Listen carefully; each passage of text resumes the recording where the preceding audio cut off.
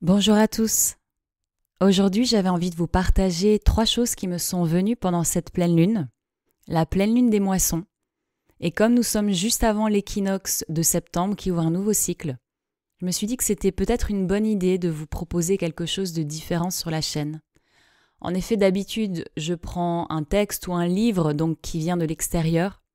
Et là, j'avais envie de vous proposer quelque chose qui venait de l'intérieur. Donc le premier point, c'est que l'énergie de la manifestation de certaines facettes de nous-mêmes est plus forte que d'autres.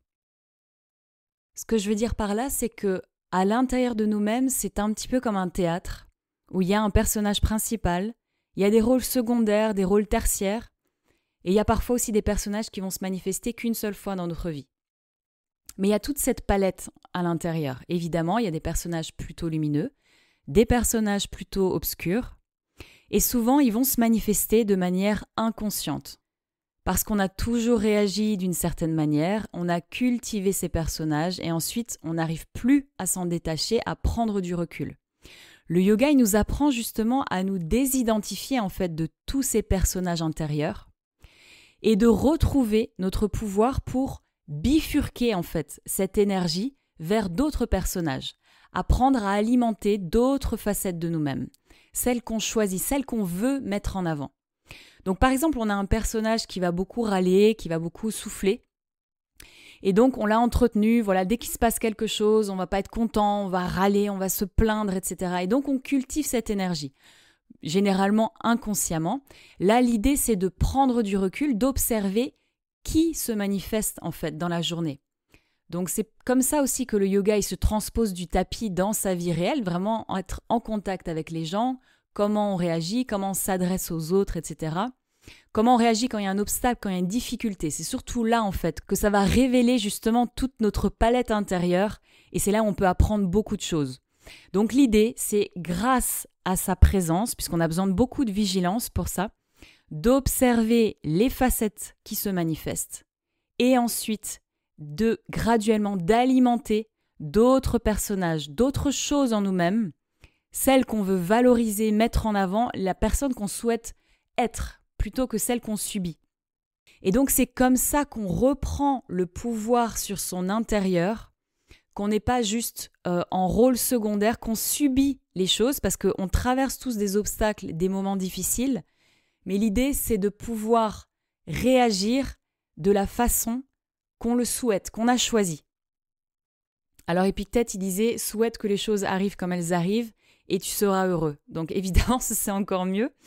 Mais disons qu'au moins, quand quelque chose se présente, on observe ce qui va arriver en nous-mêmes et ensuite, grâce à ce recul, on va pouvoir dire la chose qu'on aura choisi de dire, plutôt que la chose qui sera sortie spontanément.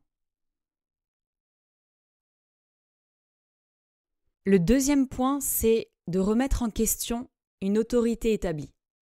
Donc autour de nous, on a tous des autorités établies, que ce soit dans notre travail, dans notre pratique spirituelle, dans notre famille. Prenons un maître spirituel par exemple.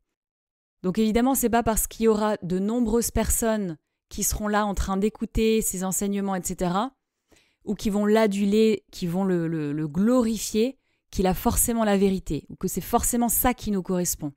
Donc souvent, on est impressionné par les personnes qui vont bien parler, qui vont rassembler beaucoup de monde, mais en fait, on se déresponsabilise un petit peu de son travail intérieur. On se dit, cette personne va m'offrir toutes les réponses dont j'ai besoin, donc je vais le suivre, je vais l'écouter, parce que c'est comme ça que je vais me sentir mieux, que je vais trouver mon chemin. Donc l'idée, c'est de questionner en fait ces autorités établies, se dire pourquoi est-ce que éventuellement je me suis mis dans une posture inférieure ? Parce que si j'adopte une posture inférieure envers quelqu'un, peut-être que je considère d'autres personnes inférieures. Et donc c'est tout l'opposé du yoga qui amène justement l'unité sous-jacente de chaque chose, c'est-à-dire que la personne en face de moi, c'est moi. L'animal en face de moi, c'est moi, puisqu'on est tous de cette même substance, qui est la définition du mot yoga. Donc quand on se place sur un pied d'égalité, dans un sens ou dans l'autre, ça nous permet de questionner cette autorité établie et se dire pourquoi je vais accepter une vérité toute prête, toute cuite de quelqu'un si je n'ai pas réfléchi sur ce concept.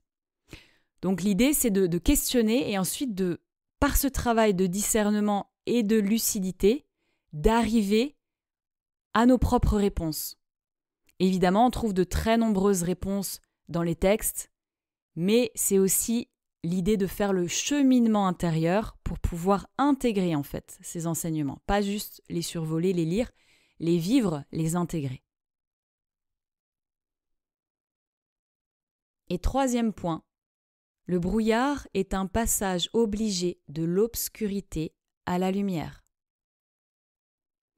C'était magnifique puisque quand j'étais face à cette pleine lune, il y avait de nombreux nuages et par moments elle était complètement cachée, par moments elle était complètement très lumineuse et c'était complètement impermanent. Ça bougeait tout le temps, c'était une très belle métaphore en fait de ce troisième point qui me faisait penser que voilà, souvent on veut que les choses soient le plus lumineux possible, que tout soit rangé, carré, tout soit réglé dans sa vie.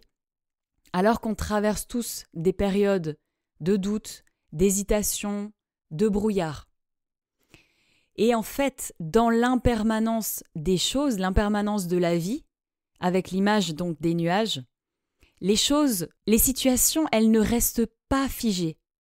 Elles sont en perpétuel mouvement. C'est que notre regard sur ces situations, sur ces choses, qui peut rester figé.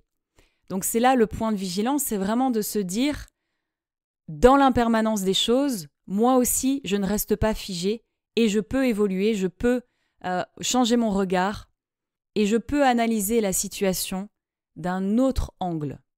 Encore une fois, c'est tout un travail de posture intérieure. Donc ces 3 points, c'est des points de posture intérieure, c'est des points qu'on peut méditer pendant sa pratique de yoga, dans sa méditation ou tout simplement l'observer dans son quotidien. En tout cas, je vous remercie de m'avoir écouté pour ces 3 points qui me tenaient à cœur de vous partager. Et puis je serai très curieuse de lire vos commentaires si vous souhaitez partager vous aussi quelque chose sur cette période actuelle. Et je vous dis à bientôt pour une prochaine vidéo. Donc on termine le livre de la science du yoga en septembre et je vous réserve d'autres surprises pour octobre. En attendant, prenez bien soin de vous et de tous les êtres. Telle est la voie du yoga.